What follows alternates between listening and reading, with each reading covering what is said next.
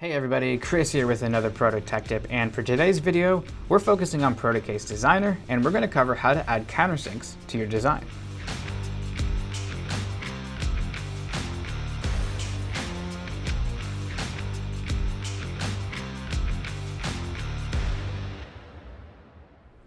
You need custom enclosures, parts, and panels made really quickly in quantities as low as 1, so that you can meet your critical deadlines and keep those projects moving. That's where we come in. Our custom manufacturing is fast, flexible, and easy. And if you're really strapped for time, and I mean, who isn't these days, or you're not comfortable creating a design from scratch, Protocase Designer is going to be your secret weapon. With our software, you can design custom enclosures, panels, and brackets from initial base templates and then customize them with the cutouts, hardware, and graphics that you need. Everything is connected to our ultra-fast manufacturing, so you can be confident that designing something in Protocase Designer is something that can actually be made. Now, there are all kinds of things you can do in Protocase Designer to make a fully custom design. We've got some of our favorite tools covered in other videos below in the description. But for today, we're going to cover making countersunk cutouts. So first off, the basics. A countersink is a conical hole cut into metal. It's most commonly used to allow the head of a screw to sit flush with or below the surface of the material it's being placed into. Now, there are 3 primary reasons why designers choose countersink fasteners for their design. The first is to avoid interference. This can be useful in a full-size rack mount enclosure, for example. Using flathead screws that have been countersunk will create a flush surface that will give you the clearance you need to avoid having any closures above or below rub up against it. Countersinks are also useful for creating a good seal, especially when used in conjunction with an appropriate gasket. Finally, designers opt for countersinks because they like the streamlined look of having fasteners flush with the surface of the metal.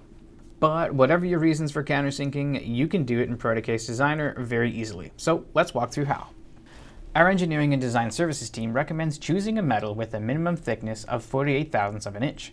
When you are creating your template, I recommend keeping this tip in mind.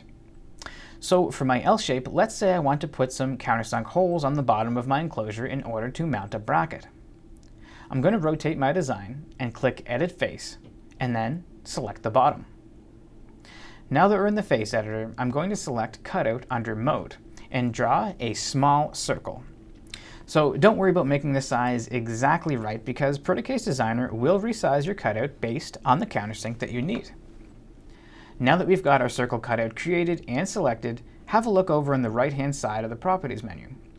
This is where you can change all kinds of parameters for your cutout, including its X and Y origin and diameter. Going farther down, you'll note that there is a checkbox labeled Countersink. Checking this box will make your circular cutout into a countersink. Now, once I've selected the Countersink checkbox, you'll see a drop-down menu appear called Model. This is where you can select the countersink that you're going to need or that you want for your particular design. Countersink thread sizes include the angle of the countersink and the standard thread size. For example, a thread size of 100 degrees number 2 indicates a countersink angle of 100 degrees with a standard 256 thread size. So in this drop-down, you can select the countersink you need for the specific fastener that you'll be using. So once you select the countersink from the Model menu, Protocase Designer is going to resize your cutout and make it the appropriate countersink size. The outside circle indicates the outside diameter of the head of the screw that will be sitting in your countersink. So you should make sure that you keep it clear from any intercepting cutouts and fasteners. When you save your design to view it in the 3D viewer, you can see the countersinks that you've created. Now, what if you want to try and make a countersink but the material is too thin?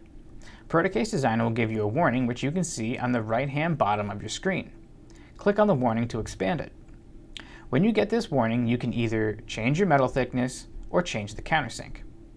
Once you've met the minimum material thickness for the countersink that you've selected, the design warning will go away. One tip: 82 and 90 degree countersinks tend to bottom out before 100 degree countersinks. So if you're using a thinner metal, choosing a 100 degree countersink is probably going to be best. Now before we wrap up, one final tip for countersinks. Did you know you can make any of our enclosure templates have countersunk flathead screws instead of panhead screws that are selected by default? Let's go over how. When you are creating your initial starting template, you're selecting all of the parameters for what you need, including metal type, thickness, and finish. In the Hardware tab, there's a section called Screw Type. If you select a flathead screw in this dropdown, Protocase Designer will automatically countersink the fasteners that hold together your template. So we have reached the end of our Protocase Designer tip about countersinking. Now, before we wrap up, a couple of reminders. 1. You can countersink the primary fasteners that attach your enclosure together by changing the screw type in the enclosure properties to be flathead screws. 2. The minimum thickness for sheet metal in order to countersink is usually 48 thousandths of an inch, but if you require thinner metal, just send over your Protocase Designer assembly and let us know. I'm sure our team can assess your design and discuss the options with you. Number 3, be sure to keep the outside circle of your countersink away from any intercepting cutouts and fasteners. Thanks for watching this week's Protocase Designer tip. We've got a whole playlist of tips and tutorials for Protocase Designer, so check those links out in the description below. If you haven't already downloaded Protocase Designer 6, I highly recommend it. It's going to be your fastest way to design custom enclosures, panels, and parts that you can quote instantly. Plus, there are no licensing fees to worry about. It's an awesome solution for you and your entire team.